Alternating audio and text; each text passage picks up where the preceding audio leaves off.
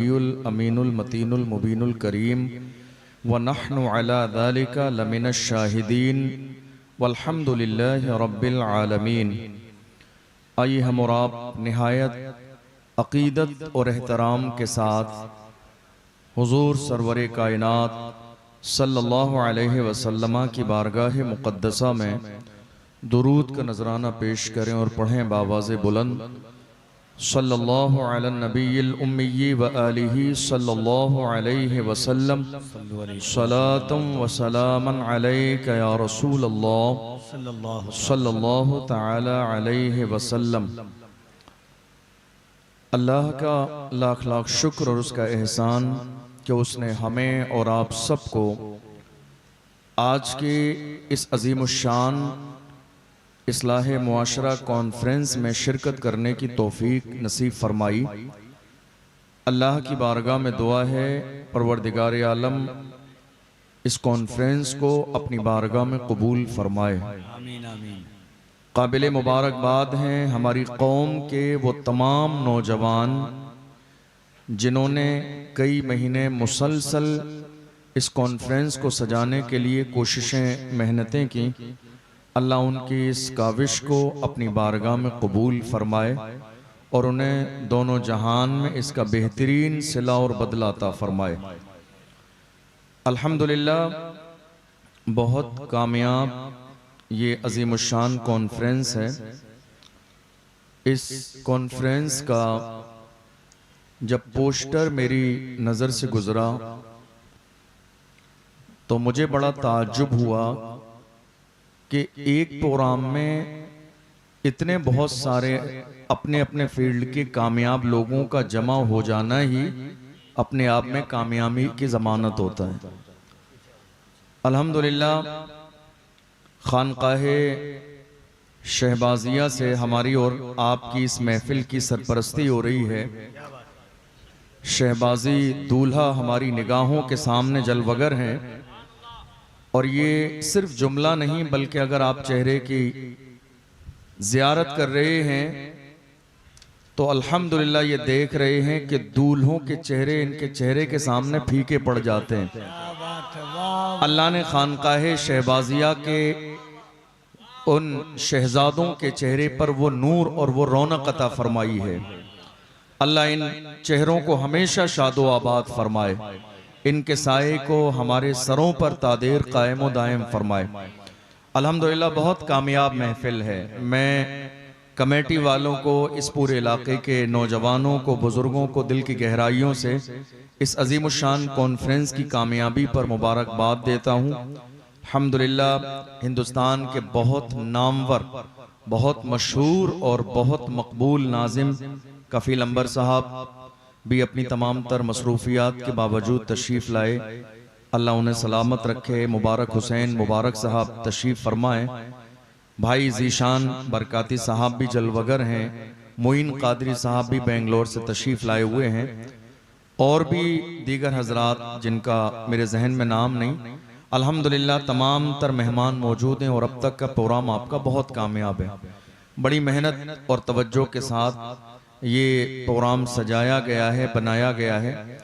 और कई बार ऐसा होता है कि जब किसी कॉन्फ्रेंस में हमारी शिरकत होती है तो जहन में बहुत सारे ख्यालात आते हैं इंतज़ाम के हवाले से कि ऐसा होता तो बहुत अच्छा था, ये मिंबर ऐसा होता, ये लाइटिंग ऐसी होती, माइक ऐसा होता, ठहरने का इंतज़ाम ऐसा होता। लेकिन मैं ये बात बिला मुबालगा कह रहा हूँ, शहजादे मौजूद हैं कि इस अज़ीमुश्शान कॉन्फ्रेंस में इस हवाले से कोई ख्याल नहीं आ रहा। अल्हम्दुलिल्लाह हर एंगल से ये प्रोग्राम बहुत कामयाब है। ना इंतज़ाम में कोई कमी है, ना मिंबर में कोई कमी है, ना लाइट में कोई कमी है, ना इस साउंड में कोई कमी है, ना मेहमानों के आने जाने में, खाने पीने में, रिसीव करने में कोई कमी है। मुझे यकीन है जो इस इलाके में एक बार आएगा दोबारा आने की तमन्ना ज़रूर करेगा। इतना बेहतरीन इंतज़ाम आपके इस इलाके के नौजवानों ने किया है। मैं ज़ाती तौर पर पर्सनली तो उनको नहीं जानता हूँ, लेकिन दिल की गहराइयों से मुबारकबाद देता हूँ कि आपने बहुत अच्छा काम किया, बहुत अच्छा इंतज़ाम किया, बहुत कामयाब प्रोग्राम है। याद रखिएगा जब कोई मिशन हम और आप लेके चलते हैं तो बहुत सारी मुश्किलात आती हैं, परेशानियां आती हैं, बहुत सारी मुखालिफतें होती हैं, लेकिन जो अहले बैत के गुलाम हैं वो अपने अंदाज में कहते हैं, हजारों कोशिशें कर ली ज़माने ने गिराने की, मुझे गिरने नहीं देता करम ज़हरा के बच्चों का। बहुत सारी कोशिशें, मेहनतें करना पड़ती हैं। लोग मुखालिफत करते हैं, सोचते हैं ये काम करने वाले जलील और रुसवा हो जाएं। मैं ऐसे लोगों से हमेशा कहता हूँ, पूरे मुल्क में नादान को इस बात का बिल्कुल नहीं पता, वह तो इज़्ज़ु मन तशा ओ वह तो ज़िल्लु मन तशा। अल्लाह के हुजूर ये होता है फैसला, व तो इज़्ज़ु मन तशा ओ व तो ज़िल्लु मन तशा। झूठी नवाज़िशात की बारिश फजूल है, हमको जलील करने की साजिश फजूल है। क्या बात है, झूठी नवाज़िशात की बारिश फजूल है, हमको जलील करने की साजिश फजूल है। हमारा कदम कदम पे मददगार है खुदा, व तो इज़्ज़ु मन तशा ओ व तो ज़िल्लु मन तशा। वाह वाह वाह वाह। तो जब काम किया जाता है तो बहुत सारी रुकावटें, परेशानियां आती हैं। मैं ये आपके इलाके के लिए बात नहीं कर रहा हूँ, मुझे नहीं मालूम यहाँ के हालात किस तरह के हैं, लेकिन आम तौर पर हमारी और आपकी ज़िंदगी में जब भी हम कोई मिशन चलाते हैं, बहुत सारी दुश्वारियां काम आती हैं, लेकिन अगर काम करने वालों की नीयत में खुलूस होता है तो अल्लाह उन्हें कामयाबी ज़रूर देता है। ज़ीशान बरकाती साहब के जरिए मैं आप सबके सामने इनको दिल की गहराइयों से शुक्रिया कहता हूँ। पहली बार भागलपुर की तारीखी अजमतों वाली सरजमीन पर खानकाहे शहबाजिया में ज़ीशान बरकाती साहब ने मुझे दावत दी, और जब दावत दी तो मुझे लग रहा था बहुत लंबा दूर का प्रोग्राम है और गर्मी का मौसम है, मैंने गलती कर दी लेकर। लेकिन मुझे वहां आने के बाद लगा कि अगर नहीं आता तो जिंदगी में बहुत बड़ी गलती हो जाती। खानकाहे शहबाजिया का इतना अल्हम्दुलिल्लाह फैजान है, आपके तो इलाके में है। हम लोग दूर रहकर भी जो है ना, कभी भी हजरत शहबाज मोहम्मद अलैहिर्रहमा को परेशानी में पुकारते हैं तो मदद वहीं पहुंच जाती है। सुभान अल्लाह। अल्लाह ने इतनी अजीम जात हजरत शहबाज मोहम्मद शम्सुल आरिफीन सिराजुस सालिकीन आपके इस इलाके में अजीम जात को पैदा फरमाया। कोशिश करें कि खानका से वाबस्ता रहें, इन शहजादों की दुआएं लेते रहें। इंशाअल्लाह अहले बैत का दामन हमारे हाथों में रहेगा तो अल्लाह हमारी दुनिया और आखिरत दोनों कामयाब फरमाएगा। आपकी तवज्जो है भाई? आप लोग खड़े क्यों हैं? इधर जगह आप आइए, आगे बैठिए इज्जत के साथ। ये फर्श आपके लिए बिछाया गया है, नहीं? कई महीने से मुसलसल ये जो मेहनत हो रही है आपके लिए, अब इतनी सब तैयारियों के बावजूद आप इज्जत के साथ बैठना ना चाहें, ये बहुत गैर मुनासिब बात है। बेंगलोर की सरजमीन से मोइन भाई देखिए कितना लंबा सफर करके आए आपके लिए, और आप घूमते फिरते रहे, अफरा तफरी का माहौल बनाए। मुझे लगता है ये मुनासिब बात नहीं है, मेहमान नवाजी के उसूल के खिलाफ है। आप बैठिए आके। गौसे आजम के शहजादे हमारी निगाहों के सामने जलवागर हैं। अब और कौन सा वक्त आएगा हमारे लिए बैठने का? हमारे जो भाई भी इधर उधर घूम रहे हैं उनसे भी बड़ी मोहब्बत के साथ गुजारिश करूंगा, कोशिश करें कि वो थोड़ी देर इस अजीमुशान महफिल में आके बैठ लें, ताकि उन्हें भी कुछ सीखने और समझने और अमल करने का मौका मिल जाए। आपका जहन हाजिर है? मुझे नहीं अंदाजा है आपके सुनने का, आपकी फिक्र का, लेकिन मैं कभी भी तकरीर इसलिए नहीं करता हूं कि लोग वाह वाह करें। मेरी तकरीर का कभी ये मेयार नहीं रहा। मैं मिंबर रसूल पर हमेशा ये मिजाज रखता हूं कि ये एक अमानतदारी है जो अल्लाह रसूल की तरफ से मुझे सौंप दी गई है। अगर आज इसके पहुंचाने में मैंने कमी की तो कल कयामत के दिन मुझे जवाब देना पड़ेगा। मुझे नहीं मालूम आप क्या सुनने के मूड में हैं, लेकिन मेरी ये कोशिश रहेगी कि मैं इस बात को आपके जहन तक पहुंचाऊं कि बहैसियत मुसलमान मौजूदा दौर में आपकी जिम्मेदारी क्या है। आज पूरे मुल्क में आप नजर दौड़ाइए, हालात हमारी और आपकी निगाहों के सामने हैं। थोड़ी सी आवाज बढ़वाइए। हालात क्या है? मुल्क के कोने कोने पे आप नजर दौड़ा लीजिए। सोशल मीडिया का दौर है, मोबाइल फोन आपके हाथ में है। सुबह से लेकर शाम तक पूरे मुल्क में जो कुछ होता है वो हमारे और आपके सामने मौजूद होता है और हमारे इल्म में होता है, हमारी नॉलेज में होता है। मुल्क के कोने कोने की कोई भी एक खबर ऐसी नहीं है जो आज हमारे इल्म में न हो। जो हालात मुल्क में चल रहे हैं, आप जरा गौर कीजिए कि इन हालात को बेहतर बनाने के लिए क्या हमारी कोई जिम्मेदारी नहीं है? और हालात बेहतर बनाने के लिए हमने आज तक क्या जिम्मेदारी कबूल की? अगर आपका जहन हाजिर है तो देख लीजिए, मुल्क के कोने कोने में आज की तारीख में मॉब लिंचिंग हो रही है। आपकी तरफ से है कोई प्लान और तैयारी? नहीं। मुल्क के कोने कोने में अजान पर पाबंदी की बात हो रही है कोई आपका मंसूबा और तैयारी? नहीं। मुल्क के कोने कोने में मस्जिदों पर बिल्डोजर चलाए जा रहे हैं, है कोई आपकी प्लानिंग और तैयारी? नहीं। हमारे उलमा जो मुल्क और मिल्लत के लिए, नामूस रिसालत के लिए आवाज उठा रहे हैं, उनकी आवाजों को बंद किया जा रहा है, उन्हें जेल में डाला जा रहा है।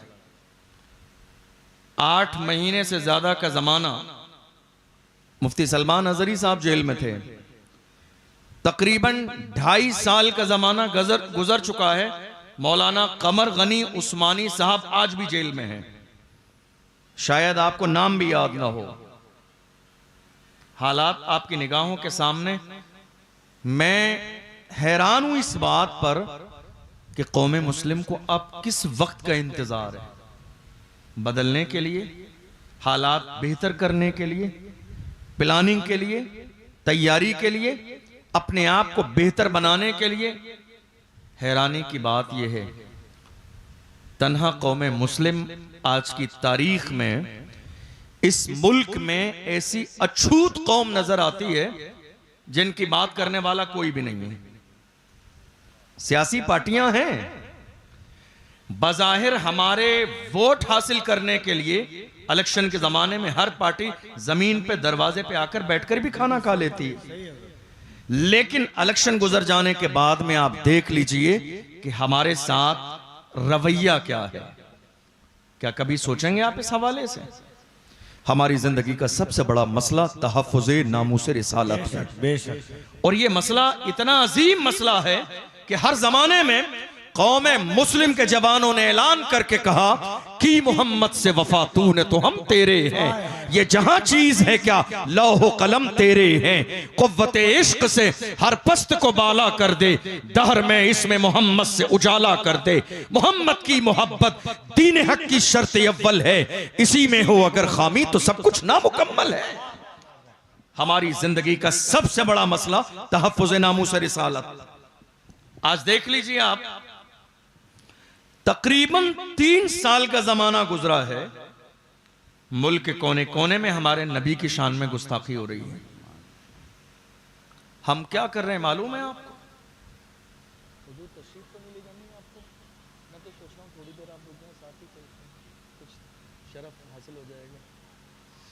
मुल्क के कोने कोने में गुस्ताखी हुई, हमारा क्या रद्द अमल था? आपको हैरत होगी ये जानकर, सलमान साहब जब गिरफ्तार हुए थे, बहुत सारी जगहों पर प्रोटेस्ट वाली सूरत बनी, एहतजाज का माहौल बना। बात एक आलिम की नहीं थी, बात हक को दबाने की थी। बात एक आलिम की नहीं थी, बात हुजूर की इज्जत की थी। बात सिर्फ सलमान अजहरी की नहीं थी, बात यह थी कि मौजूदा दौर में हुसैनियत को दबाने के लिए यजीदियत पूरी आबोताब के साथ खड़ी हुई है। मगर हर जमाने में हुजूर के गुलाम यही नारा लगाते हैं, हुसैन तुमको जमाना सलाम कहता है, अली के लाल को काबा सलाम कहता है। बात तकबीर, नारे रिसालत, अज़मते मुस्तफा। वाह वाह वाह। बात सिर्फ ये नहीं थी कि हम किसी एक आलिम के लिए खड़े थे, बात ये थी कि हम हक के लिए खड़े थे। हम हुजूर की इज्जत के लिए खड़े थे। अब अगर आपका जहन हाजिर है तो गौर कीजिएगा, कई जगह एहतिजाज हुआ, कितने लोगों ने अपने नौजवानों को घर में बंद कर दिया। मालूम है आपको, कितने नौजवानों ने अपने मतलब लोगों ने अपने नौजवानों को घर में बंद कर दिया और कहा नहीं बेटा बाहर नहीं आना, तुम एहतिजाज में जाओगे तो तुम्हारा नाम आ जाएगा, तुम एहतिजाज में जाओगे तो तुम्हारे खिलाफ मुकदमा हो जाएगा, FIR दर्ज हो जाएगी, नाम आ जाएगा। कितने लोग थे जो निकल के मैदान में नहीं आए, कितने लोग थे जिन्होंने तवज्जो ही नहीं दी, नजरअंदाज कर दिया। वो सोचते रहे नहीं साहब मैं अकेला क्यों खड़ा हूं, मेरी जान का मसला, नाम आ जाएगा। मैं कहता हूं जवानों, ये जिंदगी तुम्हारी है किसके लिए? शराबो शबाब के लिए, अय्याशियों के लिए, मक्कारियों के लिए।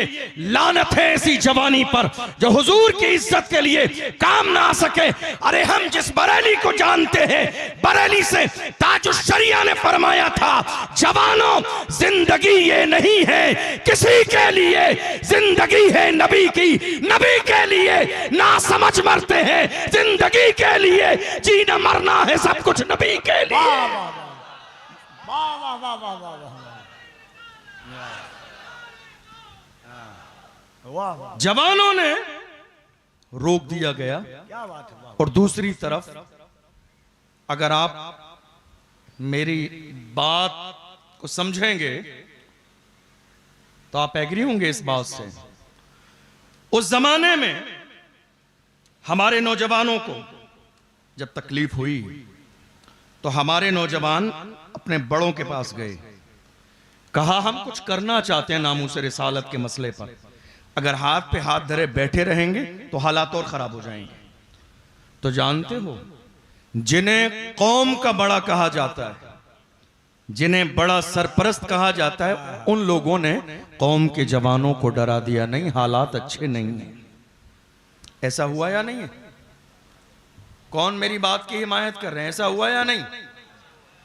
कितने जवानों ने हिमायत की कि हम हुजूर की इज्जत के लिए आगे आएंगे, लेकिन बड़ों ने डरा दिया, नहीं हालात अच्छे नहीं है, नाम आ जाएगा। मगर मैंने उस दिन से लेकर आज तक मुल्क के कोने कोने में जवानों के दिल और दिमाग में यह बात डाली, अगर दुनिया की लिस्ट में तुम्हारा नाम आएगा तो याद रखो मदीने वाले की फहरिस्त में भी तुम्हारा नाम आ जाएगा और फख्र के साथ कहोगे या रसूल अल्लाह, ये नाज ये अंदाज हमारे नहीं होते, झोली में अगर टुकड़े तुम्हारे नहीं होते, मिलती ना कर भीख हुजूर आपके दर से, इस शान से मंगतों के गुजारे नहीं होते। वाह वाह वाह वाह,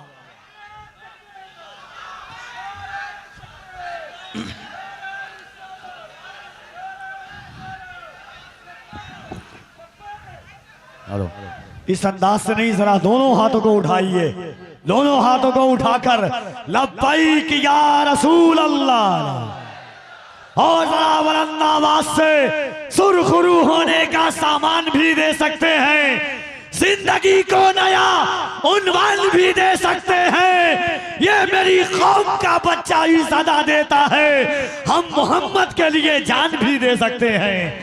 लब्बैक या रसूल अल्लाह, लब्बैक या रसूल अल्लाह।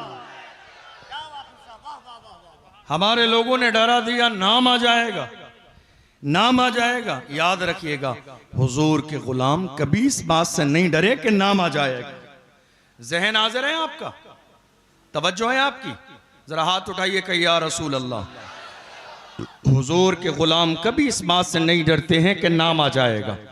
बड़ी हैरत की बात है, हमारे दरमियान आज नेताओं की कमी नहीं है, हर घर में एक नेता है, हर घर में एक नेता है, और इन नेताओं ने मिलकर कौम की गैरत का जनाजा निकाल दिया। जिस कौम के हर घर में नेता हो, उस कौम का मुकद्दर यह है कि उसे ठोकर मारी जाए। जिस कौम के हर घर में नेता हो उस कौम का हाल यही होता है। जिस कौम के हर घर में इंसान अपने आप को बड़ा समझने लगे उस कौम के साथ मॉब लिंचिंग की जाती है। जिस कौम के हर घर में लोग अपने आप को बड़ा समझने लगे वहां कोई बड़ा नहीं हो पाता है। याद रखिएगा, मैं तो बड़ी खुल के कहता हूं, किसी को बुरी लगती है तो लगती रहे, कोई व्हाइट कुर्ता पजामा पहनने से नेता नहीं होता है। तुमने देखा ही नहीं आज हमारे नेताओं का मयार कितना डाउन हो गया है। तुमने जब हुजूर की इज्जत की बात आई तो मोबाइल बंद कर लिया, घर से बाहर ना निकले, देश छोड़ के किसी दूसरे शहर में चले गए, दूसरे मुल्क में चले गए। ईद के मौके पर तुमने फ्लैक्स लगवाया चौराहे पर, सबसे बड़ा तुम्हारा फोटो लगा दिया, ईद मुबारक, होली मुबारक। मैं कहता हूं जालिम, तेरे मुबारकबाद देने से ईद मुबारक नहीं है, आज फ्लैक्स लगा के चेहरा चमकाता है। जालिम, जब हुजूर की इज्जत की बात आई थी तब कहा था, नामूस रिसालत की बात आई थी तब कहा था, अजान की बात आई थी तब कहा था, मस्जिद की बात आई थी तब कहा था, मॉब लिंचिंग की बात थी तब कहा था, गैरत की बात थी तब कहा था, आसिफा की बात थी तब कहा था, वक्फ बिल की बात थी तब कहा था, सीए और एनआरसी की बात थी तब कहा था। कौम का नेता कुर्ता पजामा पहनने से कोई नहीं बनता है, याद रखिएगा। तुम्हें कौम का लीडर देखना है, अल्लाह जिससे काम लेना चाहे। तुम्हें देखना है, अरे तुम्हारे पैर सलामत हैं तो भी इतना डर और खौफ है। पैर सलामत हैं, मुझे तो व्हील चेयर पे बैठने वाला भी याद है। तुम्हारे पैर सलामत हैं, पैर सलामत हैं, फिर भी इतना डर और खौफ है। मुझे तो आज भी वो मर्द कलंदर याद है जिसने फैजाबाद के धरने में दिसंबर की सर्दी में दुश्मनों की आंखों में आंखें डाल के कहा था, उन्हें जाना उन्हें माना, न रखा गैर से काम, लिल्लाहिल हम्द, मैं दुनिया से मुसलमान गया।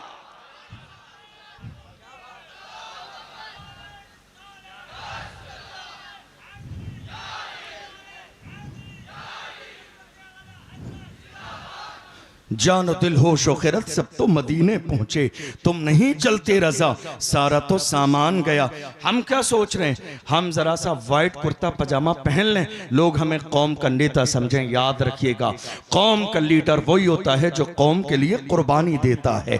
कौम के दिलों में उसी की जगह होती है जो कौम के लिए तन मन धन की कुर्बानी देता है। तुम्हें अंदाजा भी नहीं है वो दुनिया में रहे या न रहे, कौम के लिए मरता है और हक को सदाकत के लिए शहादत का जाम पीता है, तो अल्लाह उसकी मोहब्बत लोगों के दिलों में डाल देता है। तुमने देखा नहीं, बात जो है करीब मुल्क में अपना नहीं, कोई बहुत बड़ा नेता नहीं, एमपी एमएलए नहीं, बल्कि एक आलिम का जनाजा था, तारीख का इतना बड़ा जनाजा। और हाल ये था, जिधर से वो जनाजा निकलता था आशिकों का हुजूम पुकार के कहता था, आशिक का जनाजा है जरा धूम से निकले, महबूब की गलियों से जरा घूम के निकले। कब्र में उतारने वाले कहते थे, जमीन मैली नहीं होती, जमन मैला नहीं होता, मोहम्मद के गुलामों का कफन मैला नहीं होता। तो इमाम अहमद रजा के गुलाम पीछे नहीं हटे, अहमद रजा के गुलामों ने पुकार के कहा, हश्र में होगा हमारा दाखला इस शान से, या रसूल अल्लाह का नारा लगाते जाएंगे।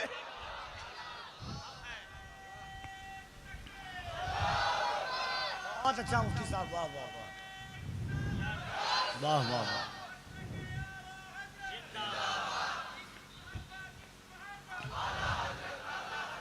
हुजूर के नाम पे मरने और मिटने का जज्बा पैदा कीजिए। वाह वाह, बेशक। मरना तो है ही, बाकी नहीं रहना है, मरना ही है। या रसूल अल्लाह, अगर आपके नाम पे मौत आ जाए तो वो मौत नहीं, जिंदगी है।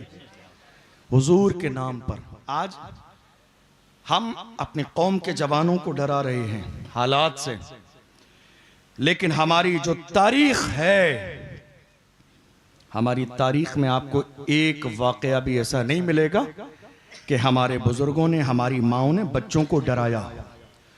कुर्बानी का मसला जानते हैं क्या है? कहा गया जब कुर्बानी करो तो अपने बच्चों को सामने बिठाओ। क्यों कहा गया? ताकि जानवर ज़िबा होते तुम्हारे बच्चे देखें तो ये ना हो जब खून देने की नौबत आए तो इनके कलेजे दहल जाएं, बल्कि इनकी फितरत के अंदर कुर्बानी देने का मिजाज हर जमाने में रहा है।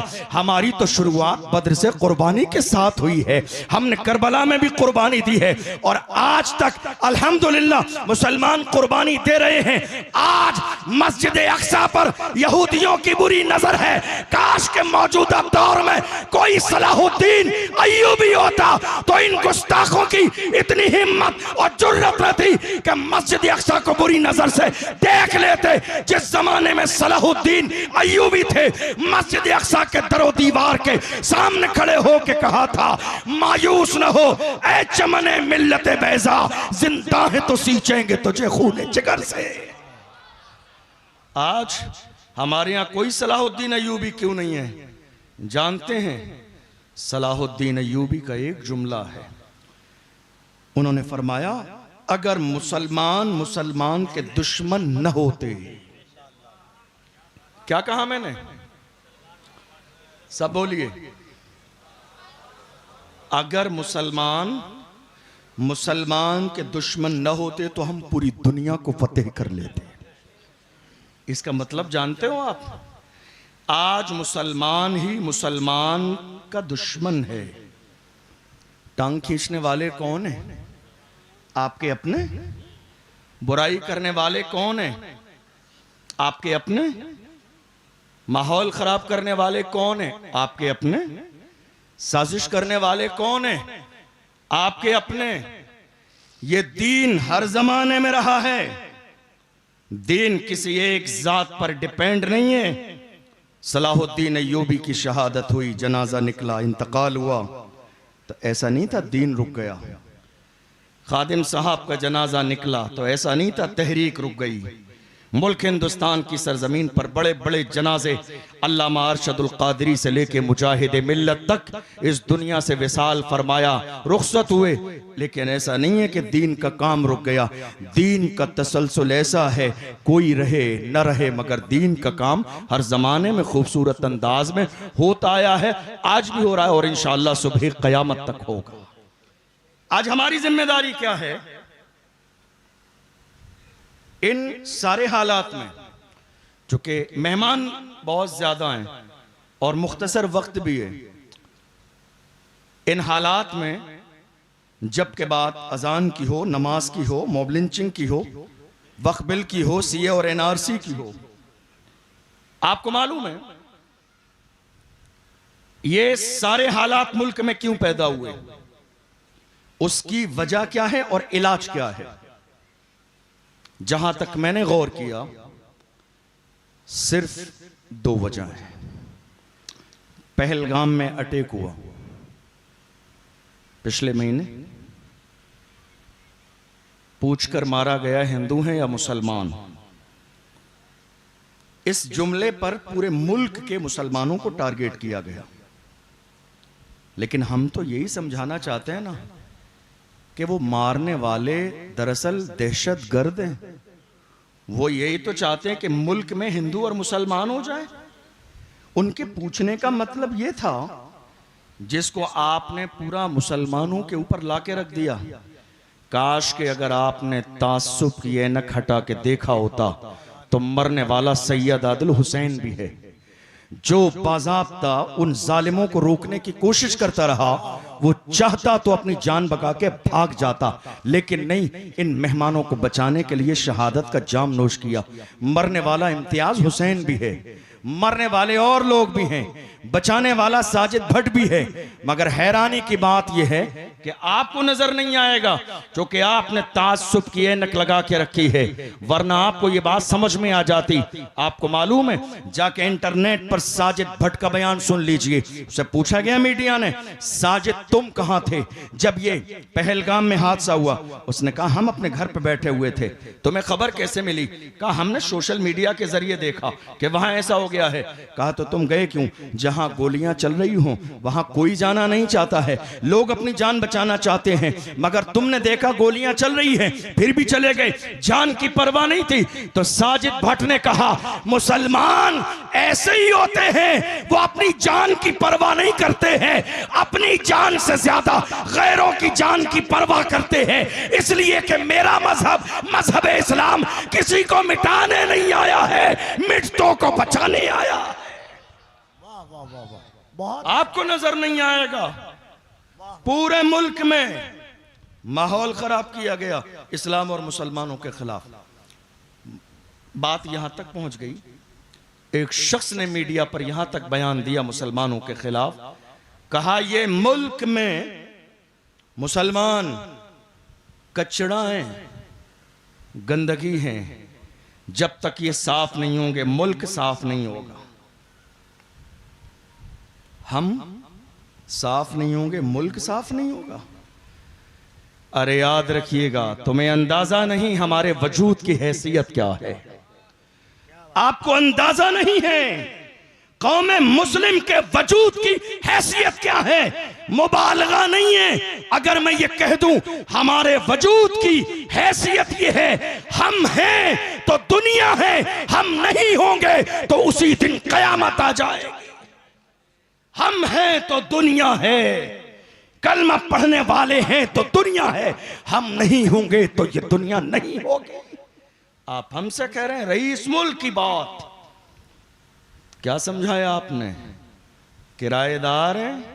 नहीं, डॉक्टर राहत इंदौरी ने कहा सभी का खून है शामिल यहाँ की मिट्टी में, किसी के बाप का हिंदुस्तान थोड़ी है, जो आज साहिबे मसनद हैं कल नहीं होंगे, किराएदार हैं जाती मकान थोड़ी है। क्या सोच रहे हैं हिंदुस्तान की सरजमीन पर मुसलमान किराएदार नहीं है?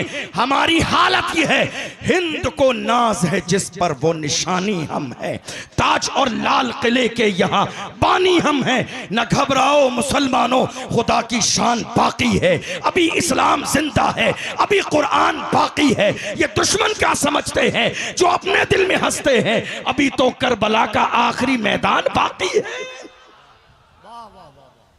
हुआ ये कि मुसलमानों ने आजादी के बाद से लेकर आज तक इन 70-75 सालों में नारा क्या लगाया, जरा गौर कीजिए।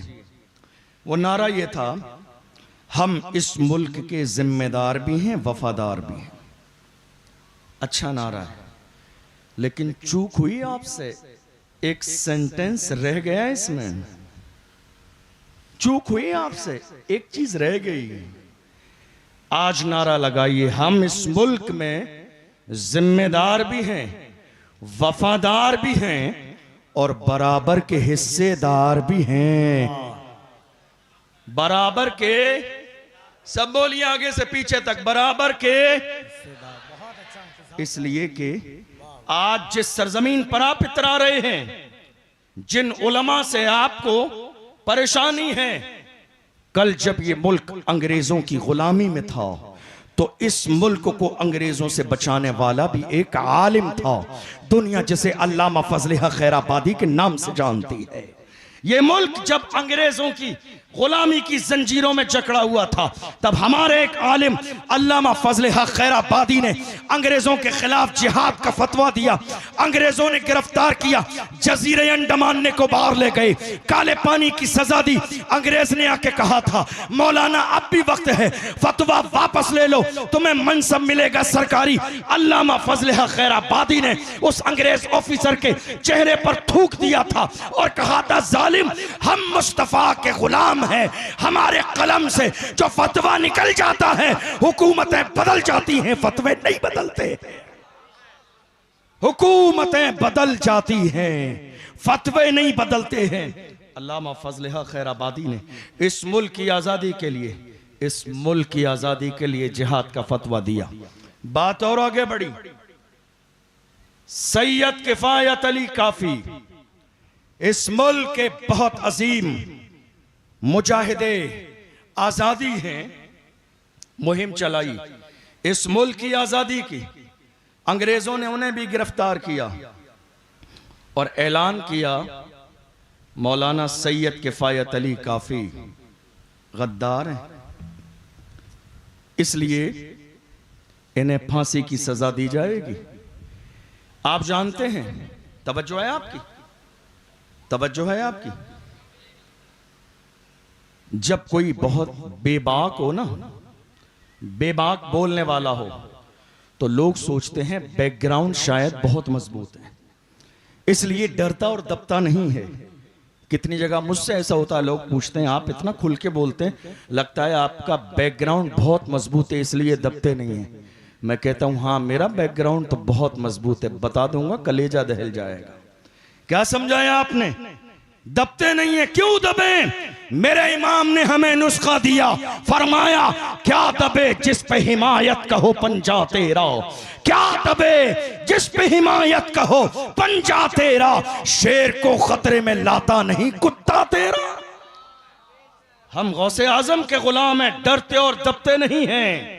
अल्लामा सैयद किफायत अली काफी ने मुहिम चलाई, आप उनकी तारीख पर गौर कीजिए कि बैकग्राउंड शायद बहुत मजबूत है। जब अल्लामा सैयद किफायत अली काफी के शजरे पर गौर करेंगे तो पता चलेगा उनका शजरा करबला में आका हुसैन से मिलता है। हम समझ गए जिसका शजरा आका हुसैन से मिलता हो, अब वो डरेंगे नहीं, अब वो दबेंगे नहीं, अब वो कदम पीछे नहीं हटाएंगे। अंग्रेजों ने अल्लामा सैयद किफायत अली काफी को मुरादाबाद के चौराहे पर फांसी का ऐलान किया। रमजान का महीना है, रोजे की हालत में है, असर और मगरिब के दरमियान का वक्त है। फांसी का फंदा गले में डाला इस मुल्क की आजादी के लिए। फिर कहा मौलाना कोई आखिरी ख्वाहिश हो तो बयान करो।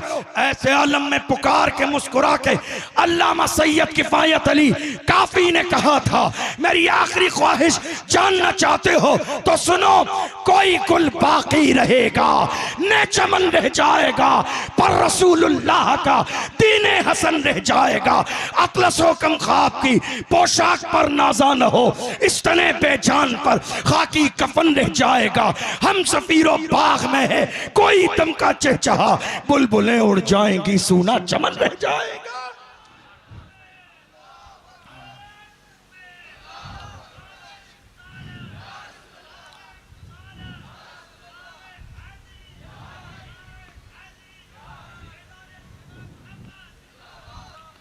इस मुल्क में किसी से कम नहीं है कुर्बानी मुसलमानों की।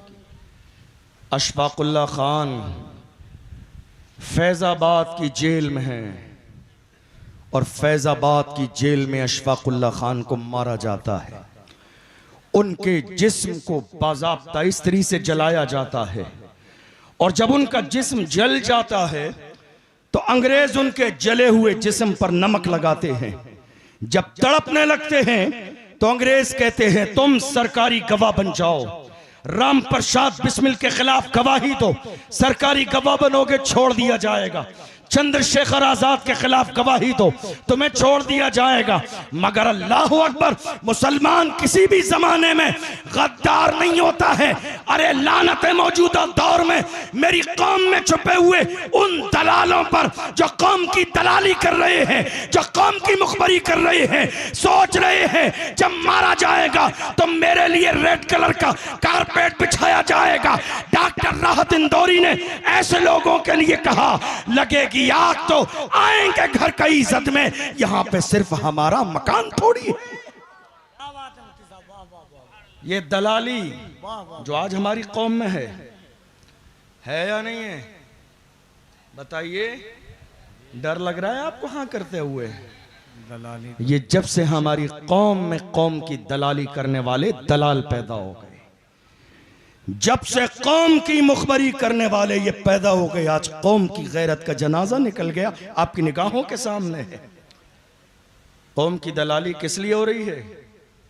एक कप चाय के लिए, जरा सी शाबाशी के लिए? कौम की दलाली किस लिए हो रही है? नहीं साहब, मैं जरा अजीज रहूं, मैं जरा मुकर्रब रहूं। लानत है तुम पर और तुम्हारी सोच पर जो तुम अपनी मस्जिदों मदरसों की दलाली कर रहे हो। हमने कोरोना के जमाने में देखा कितनी मस्जिदों पे छापा पड़ गया, दलाली करने वाले अपने ही थे।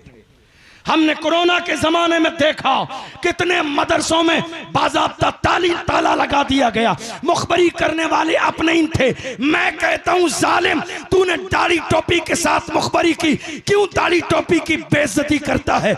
मुखबिर बनना था तो खुल के बन जाता। याद रखिएगा, मुनाफिकों का हाल ये है। अल्लाह का कुरान कहता है इन्नल मुनाफिकीना फी दरकिल अस्फल मिनन नार, ये मुनाफिकीन जहन्नम के सबसे निचले वाले हिस्से में रहेंगे। जो कौम की दलाली कर रहे हैं आज की तारीख में, जो कौम की गैरत का जनाजा निकाल रहे हैं, क्या सोच रहे हैं हम मुअज़्ज़ज़ बन जाएंगे? नहीं, दुनिया ये समझ गई है जो अपनी कौम का न हुआ वो हमारा कैसे हो सकता है। दुनिया ये समझ गई है।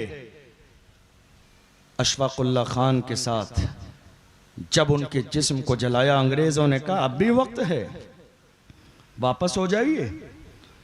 तो अशफाकुल्ला खान ने ललकार के कहा था सरफरोशी की तमन्ना अब हमारे दिल में है, देखना है जोर कितना बाजुए कातिल में है, वक्त आने पर बता देंगे तुझे ऐ आसमां, हम अभी से क्या बताएं क्या हमारे दिल में है। और जब अशफाकुल्ला खान को फैजाबाद की जेल में फांसी दी गई, फांसी देते वक्त में दुनिया ने देखा अशफाकुल्ला खान ने कदम आगे बढ़ाया, फांसी का फंदा पकड़ के अपने होठों से चूमा, अपने गले में डाला। अंग्रेजों ने कहा कोई आरजू हो तो बताओ। अशफाकुल्ला खान ने कहा था कुछ आरजू नहीं है, है आरजू तो ये है रख दे कोई जरा सी खाके वतन कफन में। इस मुल्क से वफादारी कौम मुस्लिम का अंदाज ये है, फिर भी हमसे ये गिला है कि वफादार नहीं। आज पहलगाम के हादसे के बाद देख लीजिए मुल्क के कोने कोने में ज़बानें। हमें तो वो वक्त भी याद है जब आखिरी बादशाह बहादुर शाह जफर के सामने अंग्रेजों ने उनके बेटों के कटे हुए सर रंगून की जेल में ले जाके पेश किए, और अंग्रेजों ने कहा था दमदमे में दम नहीं अब खैर मांगो जान की, ऐ जफर ठंडी हुई शमशीर हिंदुस्तान की। तो ऐसे आलम में ललकार के बहादुर शाह जफर ने कहा था गाजियों में बू रहेगी जब तलक ईमान की, गाजियों में बू रहेगी जब तलक ईमान की, तख्त लंदन तक चलेगी तेग हिंदुस्तान की। इस मुल्क की वफादारी हमसे पूछते हैं आप। आज हालत यह है मुसलमानों को दूसरे नंबर का शहरी बनाने की भरपूर प्लानिंग और कोशिश, हमारी जात से नफरत, हमारी जबान से नफरत, हमारे इस्तेमाल करने वाले प्रोडक्ट से नफरत, हमारी जात से नफरत। लोग कह रहे हैं मुसलमान, पहलगाम में यह हादसा हुआ, मुसलमान नफरत फैलाते नहीं। हमारे मजहब में कहीं नफरत नहीं है, कुरान में कहीं नफरत नहीं, हदीस में कहीं नफरत नहीं। नफरत की बात करते हैं, अगर मैं नफरत की मिसालें पेश करूं तो कई घंटे लग जाएंगे। मैं आपको एक मिसाल बता देता हूं ताजा, आपके जहन में भी होगी। क्या हुआ था इस मुल्क में जनवरी से लेकर फरवरी तक, जब कुंभ का मेला लगा, पहले दिन हमारी नो एंट्री का बोर्ड लगा दिया गया, सबको आने की इजाजत है मगर दाढ़ी टोपी वालों को इजाजत नहीं है। हमने नफरत फैलाई, हम नफरत नहीं फैलाते हैं। आपका मेला हुआ, आपने नो एंट्री का बोर्ड लगा दिया, मगर अल्लाह की इज्जत की कसम देख लो शहबाज मोहम्मद का दरवाजा सबके लिए खुला है, अजमेर का दरवाजा सबके लिए खुला है, कि छोचा का दरवाजा सबके लिए खुला है, अलाउल हक पंडवी का दरवाजा सबके लिए खुला है। हमारा हाल यह है, शहबाज मोहम्मद की बारगाह से ऐलान किया जाता है यहां गोरा काला नहीं देखा जाता है, जो अकीदत से आता है उसके खाली दामन को भर दिया जाता है। आप हमसे कह रहे हैं नफरत फैलाई, नहीं, नफरत हम फैलाने वाले नहीं है। हमारी एंट्री पर पाबंदी लगा दी गई, बोर्ड लगा दिए गए, नहीं, पूरे मुल्क में बहस हो रही थी मुसलमान क्यों नहीं, मुसलमान क्यों नहीं, पाबंदी हमारे आने पर। मगर हमारे वजूद की हैसियत देखिए आप, जब भगदड़ मची, जब भगदड़ मची, जिन्हें धक्के मार के निकाल दिया गया था, जब भगदड़ मची, लोग मरने लगे, खाने का इंतजाम नहीं, पीने का इंतजाम नहीं, वॉशरूम का इंतजाम नहीं, लोग गिरने लगे, मरने लगे। तो यही कलमा पढ़ने वाले मुसलमान थे जिन्हें धक्के मार के बाहर निकाल दिया गया था। इन्होंने ऐलान किया, ऐ कुंभ के मेले में आने वालों, हमारे लिए हाल ये है, तुम्हारे लिए हमने दिल का दरवाजा भी खोल दिया, मस्जिद का दरवाजा भी खुला है, मदरसे का दरवाजा भी खुला है, खाना तुम्हारे लिए है, पीना तुम्हारे लिए है। लोगों ने कहा, तुम तो वही हो ना जिनको भगा दिया हमने। मुसलमानों ने मुस्कुरा के कहा, वो तुम्हारा किरदार था, ये मोहम्मद के गुलामों का किरदार है। वो तुम्हारा किरदार था, ये मोहम्मद अरबी के गुलामों का किरदार है। फिर भी हमसे ये गिला है कि वफादार नहीं। हमारा किरदार, हमारी जबान से नफरत, जात तो थी ही, जबान आ गई, उर्दू पर बयान होने लगा। और मजे वाली बात यह है कि उर्दू पे पाबंदी लगाने वाले भी बोलते उर्दू ही हैं। उर्दू पर पाबंदी लगाने का जुमला भी उर्दू में बोला जा रहा है। लेकिन शायद आपको यह अंदाजा नहीं कि उर्दू ने इस मुल्क की आजादी में कितना बड़ा किरदार अदा किया है। आपको यह अंदाजा नहीं। मुझे मालूम है, तारीख में वो एक सुनहरे हरफों से लिखा हुआ नाम, दुनिया जिन्हें हसरत मोहानी के नाम से जानती है, जब देखा कहीं ऐसा ना हो हमारे पास लोग कम हैं, असलहा कम है, कहीं ऐसा ना हो मेरे मुल्क के अजीज के जवानों की हिम्मतें पस्त हो जाएं, तो हसरत मोहानी ने जवानों के खून में जोश पैदा करने के लिए नारा दिया था, इनकलाब जिंदाबाद। वो नारा पूरी दुनिया में आज तक जब कौमों को जोश दिलाना होता है, वो नारा आज भी लगाता है। जब नारा लगता है तो कौमें फतेहयाब हो जाती है। आप फिर भी हमसे कह रहे हैं मुसलमान, हमारी जात से नफरत, हमारी जबान से नफरत। और तो और आज के जमाने में कुछ कारोबारी व्यापारी धर्म का लिबास ओढ़कर, जिनकी दुकान बंद हो गई, चल नहीं रही है, तो वो दुकान चलाने के लिए रो अफ़ज़ा का बाइकाट कर रहे हैं। जिनकी दुकान नहीं चल रही है तो अब रो अफ़ज़ा को भी जोड़ लें धर्म के नाम से। कह नहीं साहब, ये शरबते जिहाद है। अरे बेवकूफ इंसान, ये शरबते जिहाद नहीं है, ये शरबते मोहब्बत है, ये शरबते उल्फत है, ये शरबते उनसियत है। तुम कह रहे हो ये शरबते जिहाद है, तुम्हें अंदाजा भी नहीं। 1906 से लेकर आज तक तकरीबन 118 साल का जमाना गुजर गया रूह अफ़ज़ा को, तुम्हें अंदाजा भी नहीं। बनते बनाते पीते पिलाते तकरीबन 4 पीढ़ियां गुजर गई रूह अफ़ज़ा को, मगर आज तक उसके जायके में कमी नहीं आई।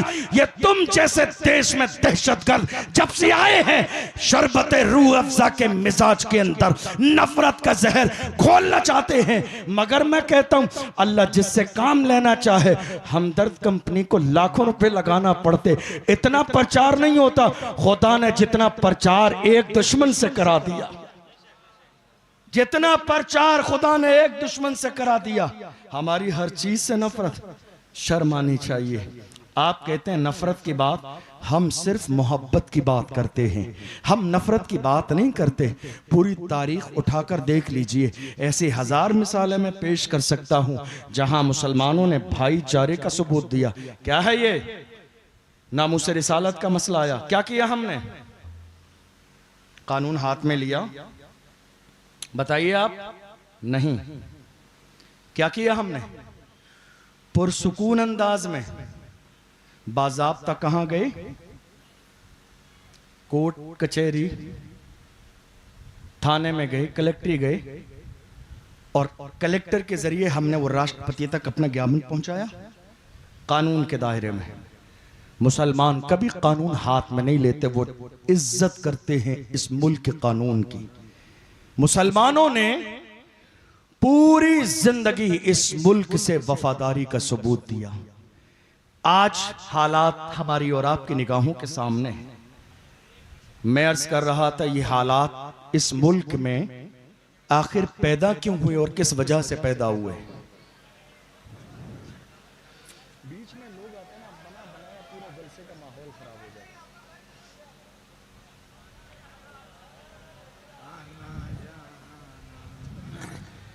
भाईजान आप बैठे हैं, आप लोग हजरत आएंगे स्टेज पर ही आएंगे और जब आएंगे तो ऐलान करा दिया जाएगा। इतनी अच्छी गुफ्तगू हो रही है, आप सुने मोहब्बत के साथ।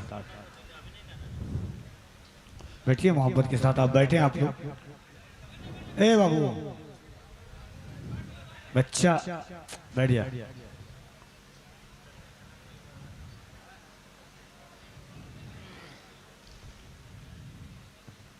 आ गए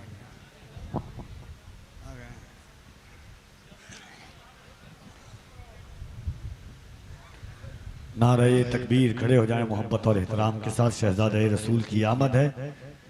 नारे तकबीर, जरा आवाज निकालें। नारे तकबीर, नारे रिसालत, फैज़ाने मखदूम अशरफ, औलादे मखदूम अशरफ, शहजादे गौसे आज़म, शहजादे गौसे आज़म, शहजादे गौसे आज़म, आमदे हुजूर सैयद तलहा मियाँ साहब किबला, आमदे हुजूर सैयद तलहा मियाँ साहब किबला, खानदाने मखदूम अशरफ। नारे तकबीर। कमेटी वाले आने तो दो कम से कम, आगे से तो जगह छोड़ो। ए लाने वाले लोग जगह छोड़ो यार, कोई आदमी नहीं है, आप ही लोग जरा मोहब्बत से इस्तकबाल करें। नारे तकबीर, नारे रिसालत, फैज़ाने मखदूम अशरफ, शहजाद गाने मखदूम अशरफ, हुजूर सैयद तलहा मियाँ साहब किबला, इस्लाहे मुआशरा कॉन्फ्रेंस, फैज़ाने मखदूम अशरफ, फैज़ाने गरीब नवाज, फैज़ाने हुजूर शहबाज मोहम्मद। नारे तकबीर, नारे रिसालत, उलमाए अहले सुन्नत।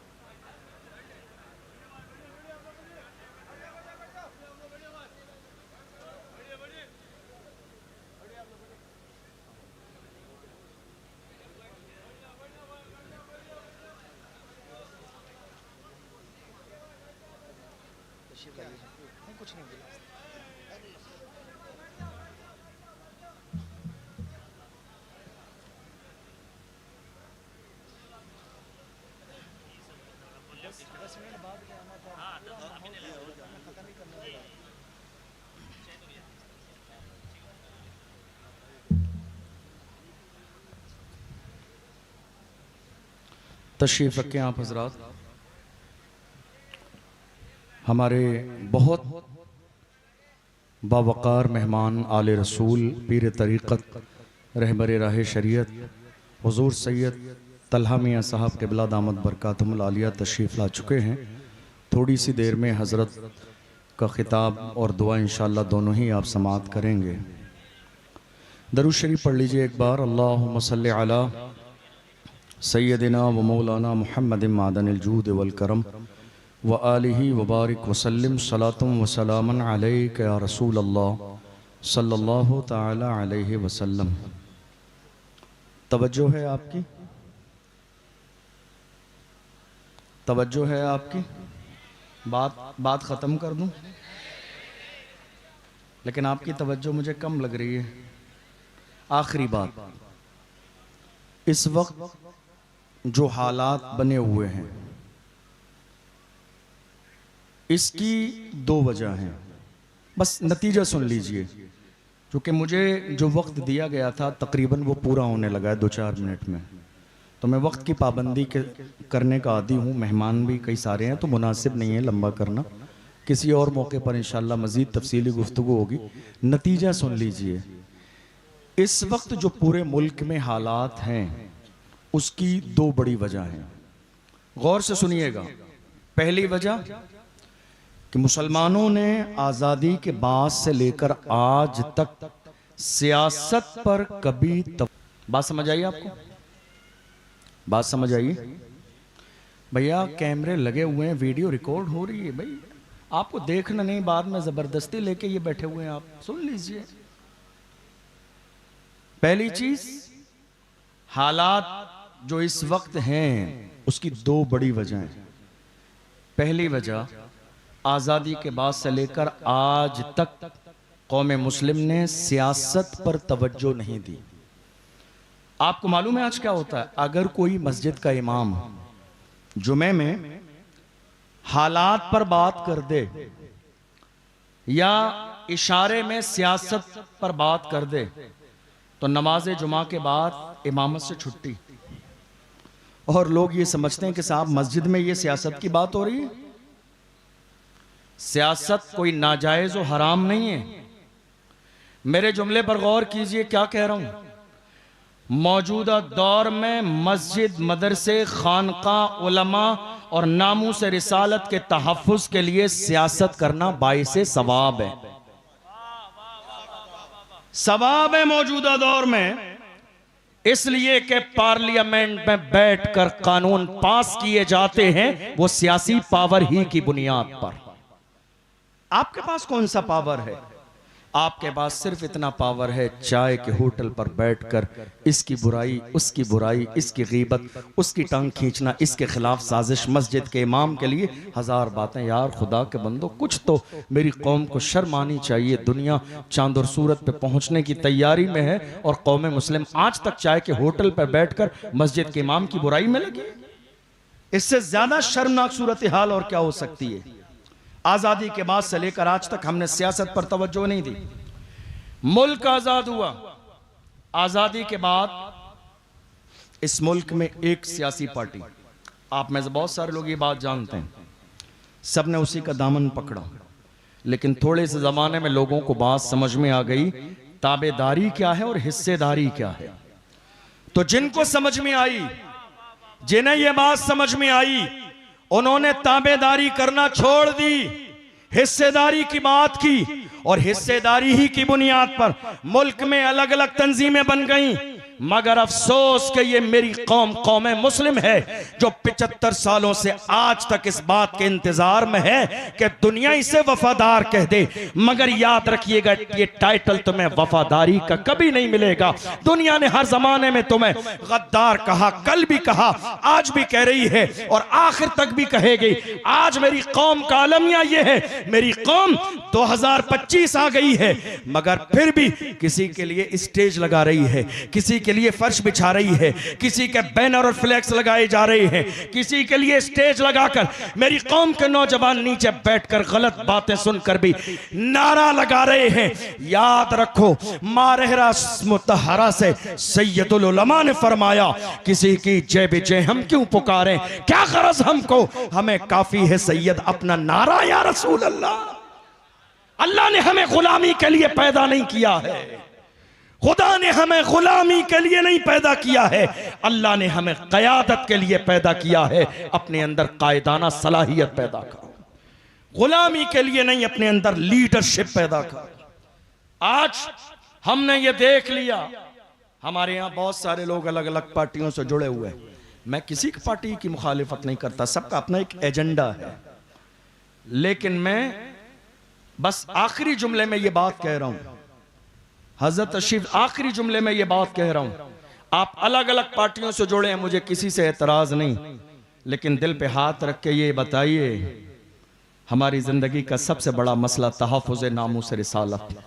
जब मेरे नबी की शान में गुस्ताखी की गई तो कौन आया था बोलने के लिए?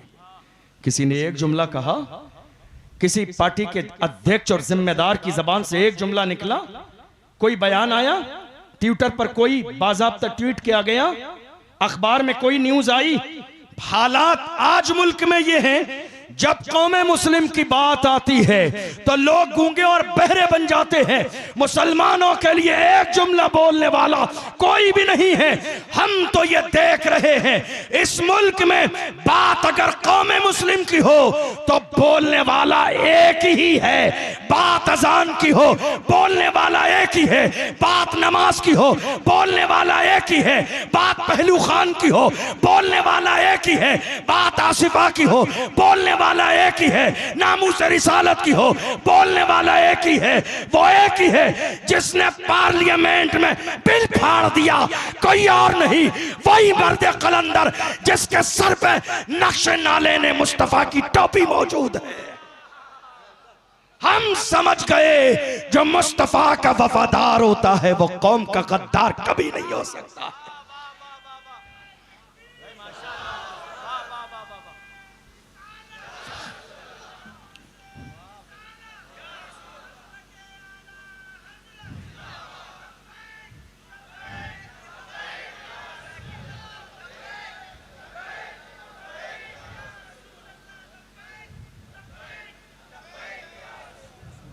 हमने ये देखा नामूस रिसालत की जब बात आई, हुजूर की शान में गुस्ताखी हुई, बड़े बड़े अच्छे लोग मसलहतों से काम ले रहे थे, हालात अच्छे नहीं हैं, माहौल ख़राब है। एक बात अपने दिलो दिमाग में नक्श कर लीजिए, हमारे लिए हालात कभी अच्छे नहीं थे। मुसलमान अपने ईमानी पावर के साथ जब खड़े हो जाते हैं तो अल्लाह उनके लिए रास्ते बना देता है। हालात हर जमाने में ऐसे ही थे। नामूस रिसालत की बात आई, बड़े बड़े अच्छे लोग बाज़ाब्ता एयर कंडीशन रूमों में आराम कर रहे थे, एक जुमला नहीं निकला। मैं सलाम पेश करता हूं उस मर्द कलंदर को जिसने महाराष्ट्र की सरजमीन पर नामूस रिसालत के लिए इतनी लंबी रैली निकाली, दुश्मनों के कलेजे दहल गए। दुश्मनों ने कहा यह क्या है, तो उस मर्द कलंदर ने कहा जो जान मांगोगे जान देंगे, जो माल मांगोगे माल देंगे, मगर ये हमसे कभी ना होगा, नबी का चाहो जलाल देंगे।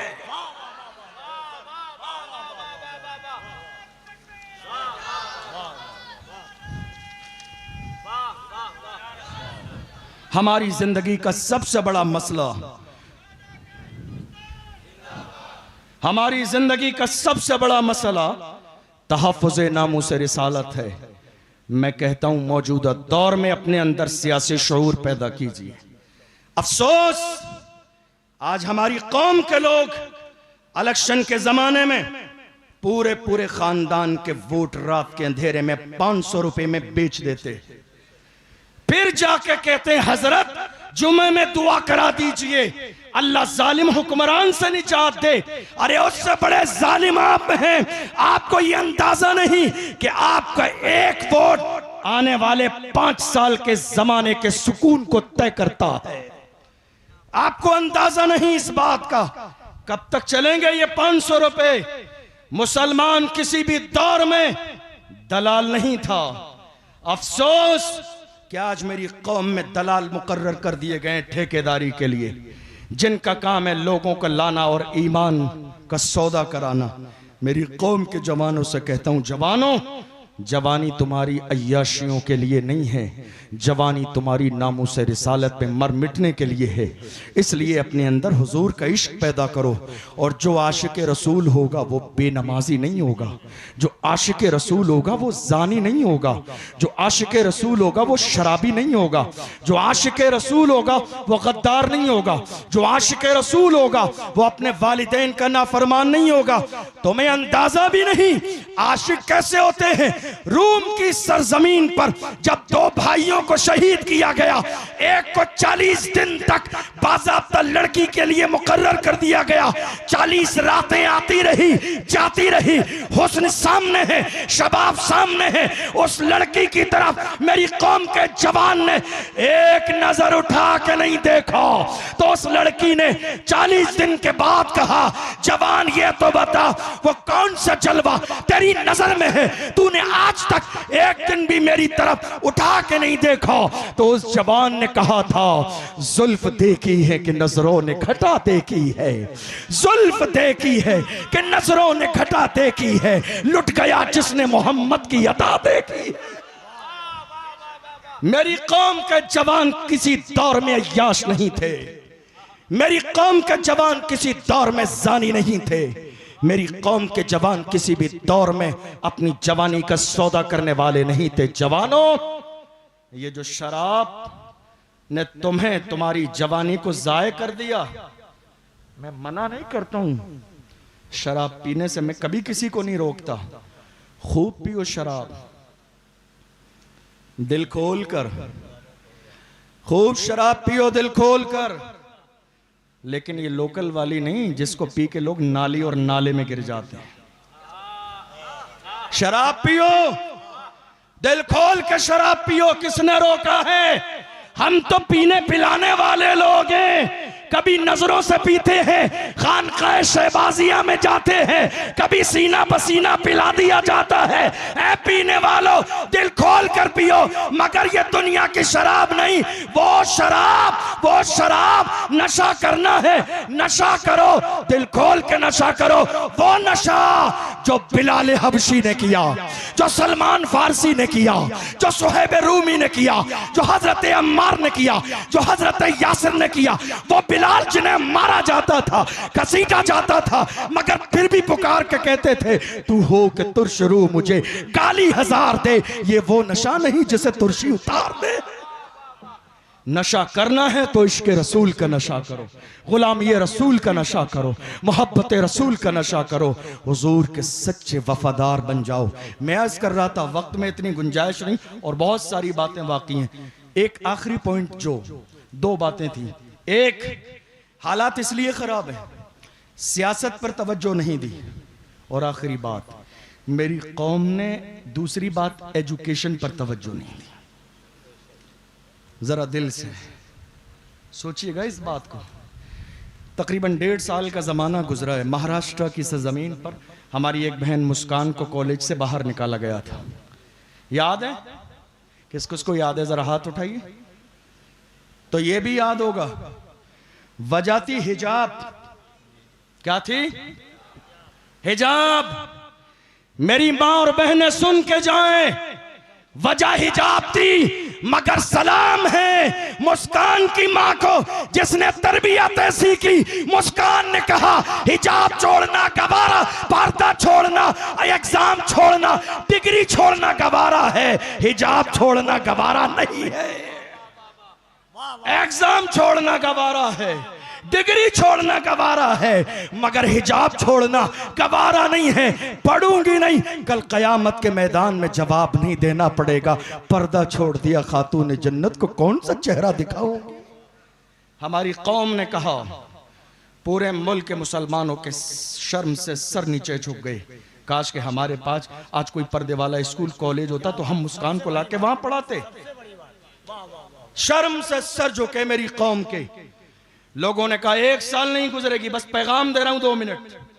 लोगों ने कहा 1 साल नहीं गुजरेगी, इंशाअल्लाह मुस्कान जैसी बेटियों के लिए कॉलेज बना देंगे। 1.5 साल गुजर गई, कोई कॉलेज नहीं बना। कमी आई है आपके किसी चीज में? आपकी बारातों में कमी आई? आपके खानों में कमी आई? आपके लंगर में कमी आई? आपकी चादरों में कमी आई? आपकी शादियों में कमी आई? ऐ मेरी कौम के गैरतमंद जवानों, अगर आज तुमने बेटियों की तालीम पर तवज्जो न दी, लाखों बेटियां 2-3 साल के जमाने में मुर्तद हो गई हैं। अगर कौम की एक बच्ची मुर्तद हो जाए तो पूरी कौम को कल कयामत के मैदान में जवाब देना पड़ेगा। क्या जिम्मेदारी है आपकी? ये पैगाम आला हजरत के पीर खाने मां रहरा मुतहरा से कई साल पहले दे दिया गया था। आधी रोटी खाएंगे, बच्चों को पढ़ाएंगे। काश कौम मुस्लिम ने उस पैगाम को समझ लिया होता और उसमें पोशीदा जो राज थे उन्हें समझ लिया होता तो आज कौम के हालात ये ना होते। इसलिए जवानों, जलसा भी करो, कॉन्फ्रेंस भी करो, शरीयत के दायरे में रहते हुए शादी भी करो, उर्स भी करो, लेकिन साथ ही साथ आज की तारीख में सबसे मुहिम मंसूबा ये बनाइए कि हर शहर में हमारा एक कॉलेज बने। हमारा एक कॉलेज बने बेटियों के लिए, हमारा एक कॉलेज बने बेटों के लिए। और ये कोई बहुत बड़ी बात नहीं है। मैं अकेला ही चला था जानिबे मंजिल, मगर लोग मिलते गए और कारवा बनता गया। अगर मैं बताने लगूं तो दुनिया की पहली यूनिवर्सिटी एक जवान लड़की ने बनाई है, फातिमा अल फहरी के नाम से। वक्त में इतनी गुंजाइश नहीं। जब एक जवान लड़की ये काम कर सकती है तो पूरी कौम मिलकर एक स्कूल क्यों नहीं बना सकती है। नियत कीजिए, जलसा भी कराएंगे, जुलूस भी कराएंगे। और जवानों ये याद रखो, आज की तारीख में जहां बेटियां मुर्तद हो रही हैं उसकी एक बड़ी वजह हमारे यहाँ शादी में ताखीर भी है। और शादी में ताखीर है सिर्फ जहेज की वजह से। जो आपका मुतालबा है ना, डिमांड है कि नहीं साहब हमें ये भी चाहिए, ये भी चाहिए, यह भी चाहिए। खुदा ने तुम्हें चूड़ियां अता नहीं की हैं, मर्द बनाया। मर्द बनो, यह तुम्हारी जिम्मेदारी है। फ्रिज कहां से आएगा, वॉशिंग मशीन कहां से आएगी, ये लड़की की जिम्मेदारी नहीं है। इसलिए जहेज के नाम पे किसी गरीब की बेटी की उम्र 35 से 40 साल की मत होने दो, वरना जो है बाज़ाब्ता जिना का दरवाजा खुल जाएगा। मेरे नबी ने फरमाया निकाह इतना सस्ता करो कि जिना मुश्किल हो जाए। आज निकाह इतना महंगा कर दिया गया कि दुनिया के अंदर जिना आम होता जा रहा है। इसके लिए जरूरत सिर्फ इतनी है, आज से ये पैगाम लेकर जाइए, हम निकाह मस्जिद में करेंगे और शादी बगैर जहेज के करेंगे। जवानों को मंजूर है ये? जरा हाथ उठाइए, किसे मंजूर है? निकाह कहां होगा निकाह? मस्जिद में। और शादी बगैर करेंगे बगैर जहेज के। अपने वालिदैन से ये ताकीद कीजिए, अपनी माँ से कहिए मुझे लड़की पैसे वाली नहीं चाहिए, मुझे लड़की तरबियत वाली चाहिए। हुजूर का ये फरमान इमाम गजाली ने फरमाया। मुकाशिफतुल कुलूब में एक हदीस को नकल किया। इमाम गजाली फरमाते एक मर्द के लिए सबसे बेहतरीन दौलत नेक बीवी है, एक नेक बीवी। वक्त ज़्यादा हो रहा है, चलिए इंशाल्लाह किसी और मौके पर गुंजाइश रही तो बात करेंगे। अल्लाह की बारगाह में दुआ है परवरदिगार आलम जो हमने सुना है इसे समझने और अमल करने की तौफीक अता फरमाए। सहवन कोई लफ्ज़ हुई सबको गवाह बनाकर अल्लाह की बारगाह में तौबा करता हूँ, अल्लाह अपने महबूब के सदक़े में माफ़ फरमाए। अल्लामा इकबाल ने अपने अंदाज में कहा, हो न ये फूल तो बुलबुल का तरन्नुम भी न हो, चमने दहर में कलियों का तबस्सुम भी न हो, ये न साक़ी हो तो फिर मैं भी न हो, खुम भी न हो, बज़्म तौहीद भी दुनिया में न हो, तुम भी न हो, ख़ैमा इफ़लाक का इस्तादा इसी नाम से है, नब्ज़े हस्ती तपिशामादा इसी नाम से है, दस्त में दामने कोहसार में मैदान में है, बाहर में मौज की आगोश में तूफान में है, चीन के शहर मराकश के बयाबान में है, और पोशीदा मुसलमानों के ईमान में है, कि मोहम्मद से वफा तूने तो हम तेरे हैं, ये जहां चीज है क्या लौह कलम तेरे है। और डॉक्टर इकबाल ने कौम के जवानों को आईना दिखाया और जिम्मेदारी समझाई तो कहा, जवानों तुम्हारी जगह अय्याशियों की दहलीज नहीं है, तुम्हारा लेवल क्या था, जरा अपने लेवल पे गौर करो। डॉक्टर इकबाल ने कहा, जवान ऐसे थे टल न सकते थे अगर जंग में अड़ जाते थे, पांव शेरों के भी मैदान से उखड़ जाते थे, तुझसे सरकश हुआ कोई तो बिगड़ जाते थे, तीर क्या चीज है हम तोप से लड़ जाते थे, शान आंखों में न जचती थी जहांदारों की, कलमा पढ़ते थे हम छांव में तलवारों की, हम जो जीते थे तो जंगों की मुसीबत के लिए या रसूल अल्लाह, और मरते थे तेरे नाम की अजमत के लिए, दश्त तो दश्त है दरिया भी न छोड़े हमने, बहरे जुल्मात में दौड़ा दिए घोड़े हमने। वस्सलामु अलैकुम।